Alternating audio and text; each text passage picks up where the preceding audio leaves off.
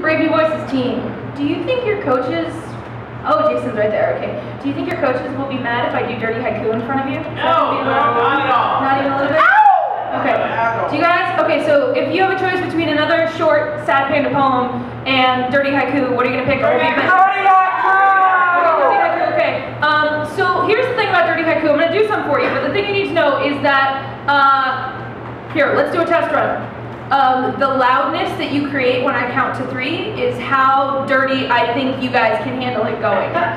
So if you don't think you want to hear something very dirty, just be quiet. And if you really, really want to hear something dirty, I want you to make the walls shake. Those are your jobs, okay? So on the count of 3, 1, 2, 3.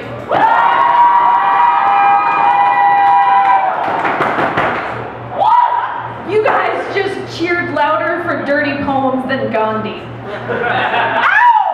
Think about that. Think about it.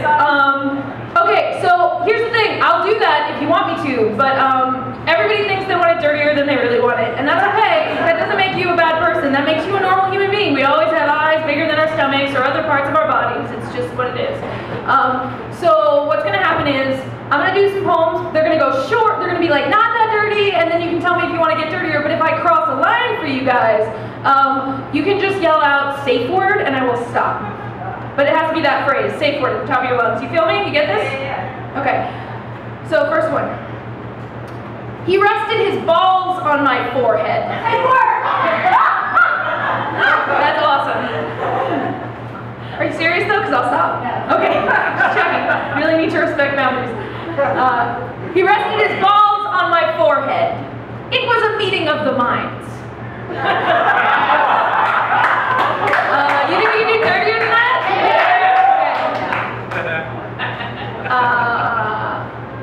Sex with girls on their period. The closest I get to abstract art. Dirtier, not as dirty, or dirtier, okay. This is the last one, and then I'm gonna actually do poems for you guys again. Yeah, okay. Vintage porn has its drawbacks. I came before I saw it was my mom.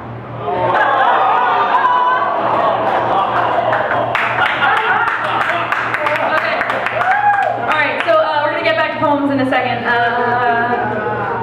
Do you guys, how many people in here, you don't have to make noise for this, you can just hang your head shamefully if you need to, but raise your hand so that I know. How many people in here would relate to the topic of heartbreak?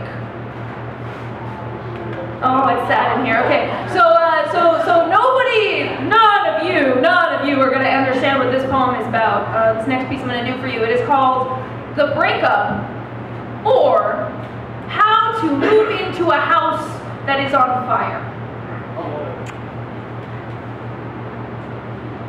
As the first billows of smoke start to seep out of the basement's half-buried windows, curling as vines would along the latticework of the back porch and reaching to envelop the roof, you should take some time to appreciate the paint choice the previous owners left you with. Admire the handiwork of shingle on shingle, the delicate gingerbread that disguises the gutters, arch your neck back to take in the turrets and bay windows.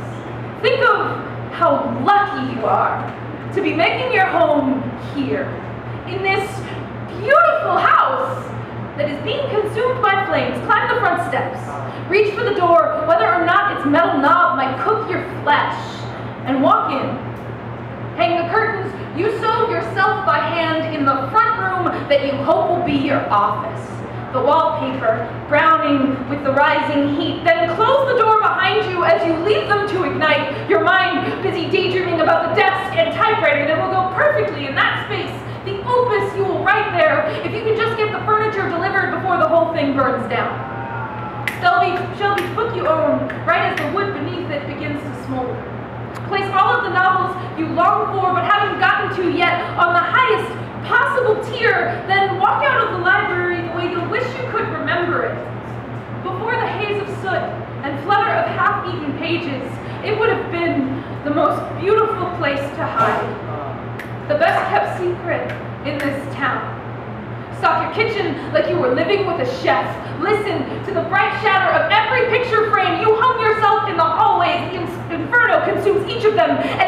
voices, hungrier still, treated like a hit song, playing on the radio when the living room mantel splits open.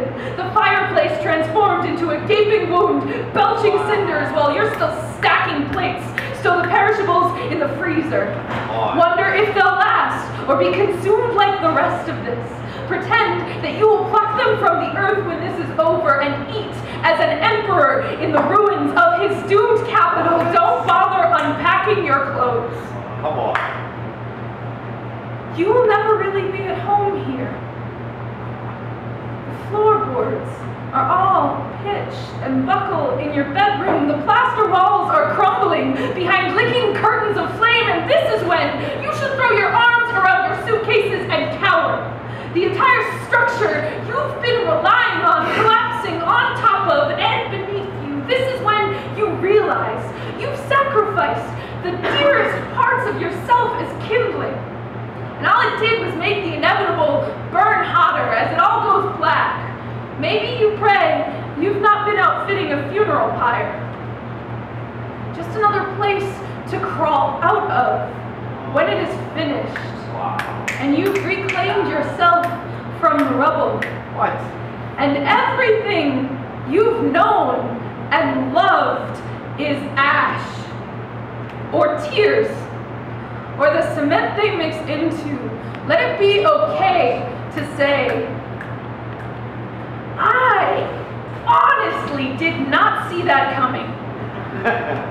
And no, it is a lie.